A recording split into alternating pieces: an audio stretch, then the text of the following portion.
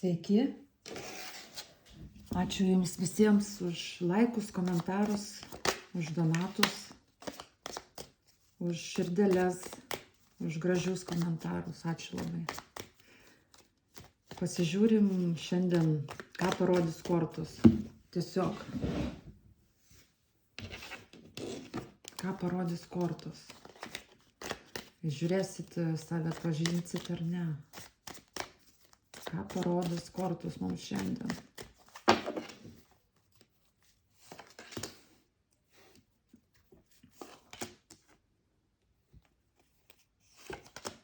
Galit šiaip užduot klausimą, bet jau turbūt pradėjau dėt. Manau, pagal situaciją turėsit save pažinti, vis tiek kažkiek rodys. Aha. Nu, tuoj pasakysiu dar kelias eilės. Aha. Mhm.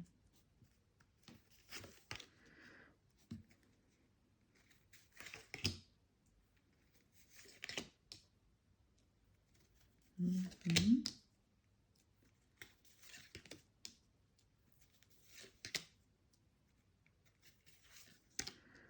O, nu labai konkrečiai iš tikrųjų galima tai pavadinti.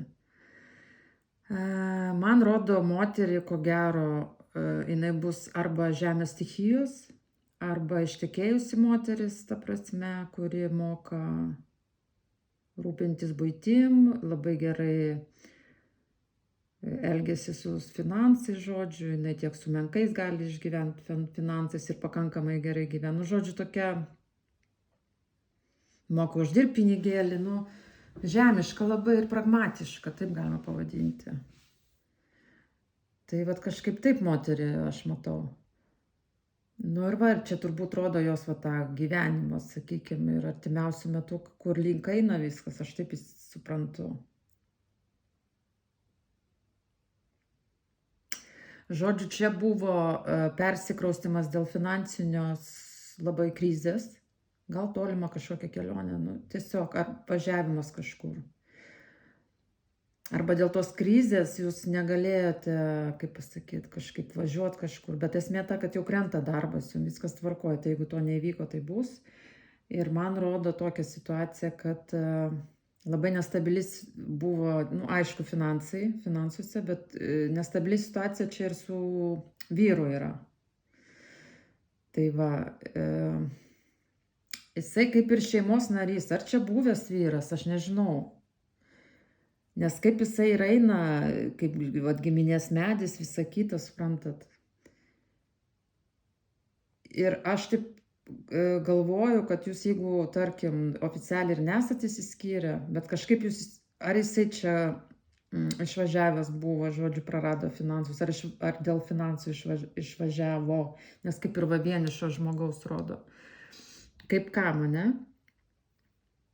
Ir jūs gal ten pergyvenat, ar užsidirbs jisai pinigų ar ne. Tai man galutinė korta pabrėžia, kad finansinė gerovė šeimoje, tarkim, jeigu jūs neįsiskyrė, sakykime, ne? Nes čia kažkokia finansinė krizė, suprantat, ir rodo man, kad jūs nepergyventumėt, kad viskas bus gerai. Ir arba kažkam yra buvęs vyras, ar ne, bet jau čia kaip ir giminės, tai aš taip įsivaizduoju, kad jūs buvot vedę jau, kažkaip tai, ar vaikų turit bendrų gal, kažkaip vis tiek giminės tas eina medis. Ir tas, žodžiu, eina, kaip pasakyti, nestabili ta situacija kažkokia. Ir jūs irgi gal praradimai finansų, gal jisai išsikraustė, ar, žodžiu, jūs išsikraustėt, kaip kam. Tai ką aš noriu pasakyti, kad čia vėl susivienė ta šeima. Ir kažkaip jau ir finansiškai labai gerai viskas gaunasi. Nes čia man rodo šeimą ir finansinį rezultatą kokį rodo. Finansinį komfortą rodo šeimoje. Suprantat? Finansinį komfortą. Bet čia buvo vis tiek, sakau, pervažimas, persikraustimas, išvažiavimas dėl finansų, praradimas, suprantat. spręsti tas finansinės problemas. Arba kažkas išsiskyrė, tarkim, ir teko išsikraustyti ir vat, prarado, arba dėl finansų išsikraustė ir, žodžiu, prarado pinigus. Nu, tai teisingai, kai reikia išeiti, tai reikia ir pinigų, ir nauja pradžia, ir darbas, ir visa kita, suprantat. Bet ką aš noriu pasakyti, tai kaip kam koks variantas. Čia galimai tas vyras jūsų yra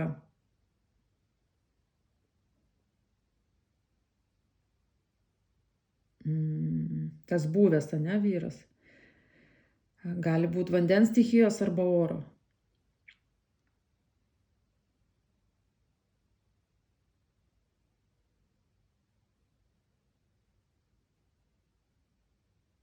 Na ir dar trečias variantas, kad jeigu yra pas jūs du vyrai, vienas vienišius, kitas buvęs vyras, iš kurio jūs išsikraustėte, nu, tai tada su tuo kitų vyrų tada, vat, bet būtent tada gaunasi, kad tas pasirinkimas kelių vyrų ir vat, čia praradimai vieno vyro ir finansinės, vat, tipinė situacija dažniausiai, kuri būna.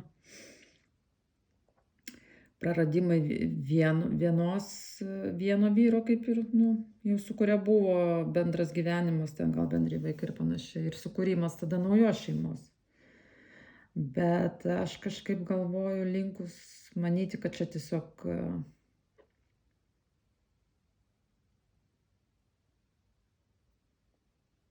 tie pirmi du variantai. Nes va čia matot, aš taip suprantu, jūs išlydėjote tą vyrą kažkur. Ko gero jisai išėjo. Išvažiavo, išsikraustė.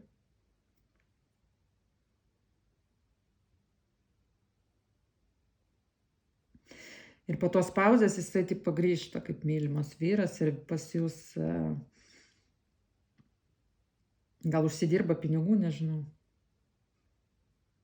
Nes aš nematau skirybų, va, suprantat, tokių, kad aš tik tai matau, kad situacija kartojasi. Matau tik tai, kad situacija kartojasi.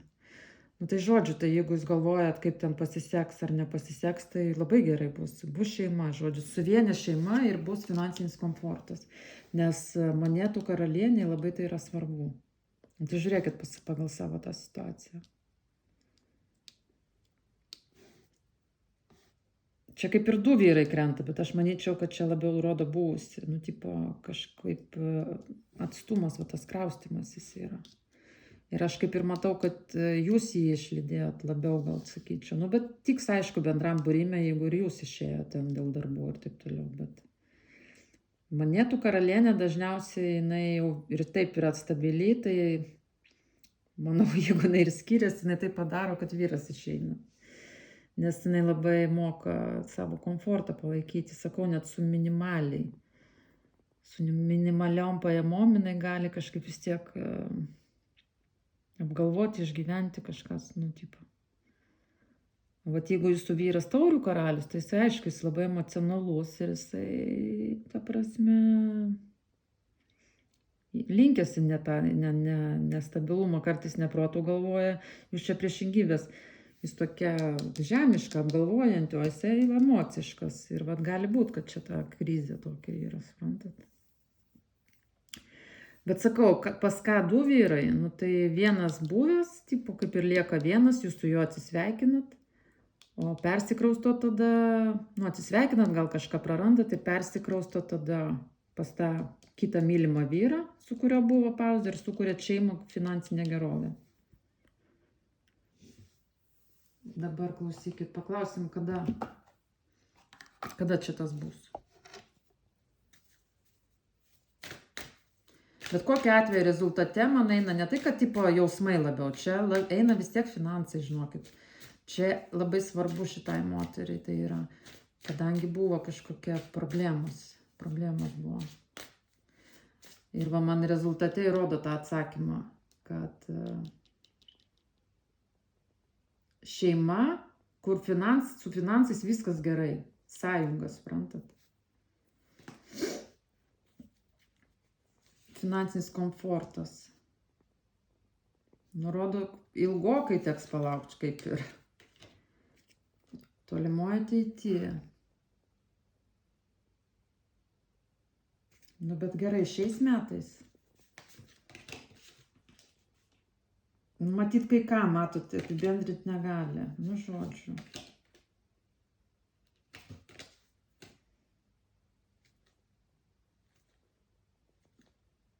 Nu, ta prasme, biški užilgintai. Šiek tiek reikės palaukti, rodo.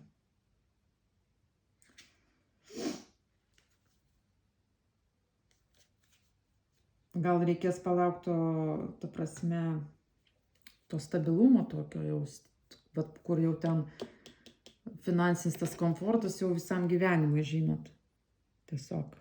Kad čia rodo, kad į ateitį perspektyva yra tik gerinų, ta prasme, jūs turėsite tą finansinę pagalbą, kaip pasakyti.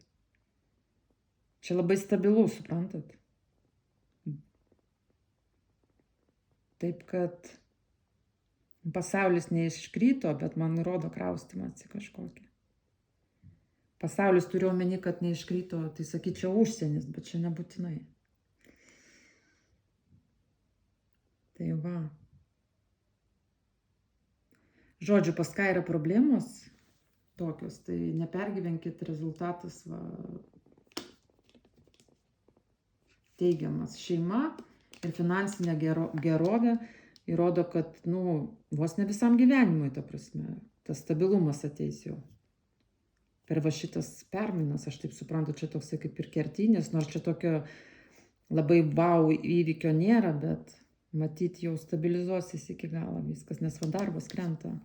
Ir jūs prie darbo krentat. Ir va tas va būtent kažkieno išlydėjimas ir po to galbūt grįžimas padaro pagaliau tą šeimą stabilę, tiek finansinę prasme ir taip toliau.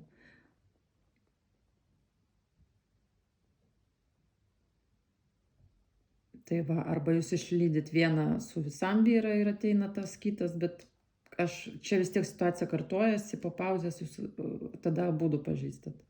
Arba čia vienas ir tas pats, suprantat, vyriškis. Tiesiog galvojat, ar verta jam buvo ten kažkur persikelti, tarkim, į darbą ar dar kažką. Nu, žodžiu, per tą darbą bus stabilumas ir per tą persikraustimą, persikelimą kažkokį tai.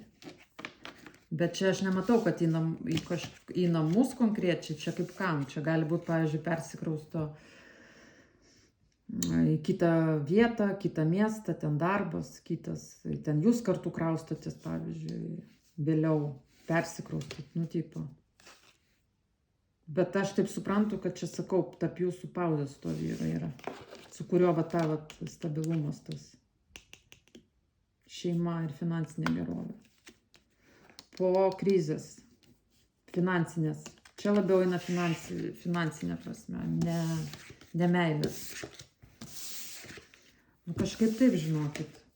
Tikiuosi kažkam padėjo šitas atsakymas, gal nuramino. Tai va taip man parodė. Sėkmės jums.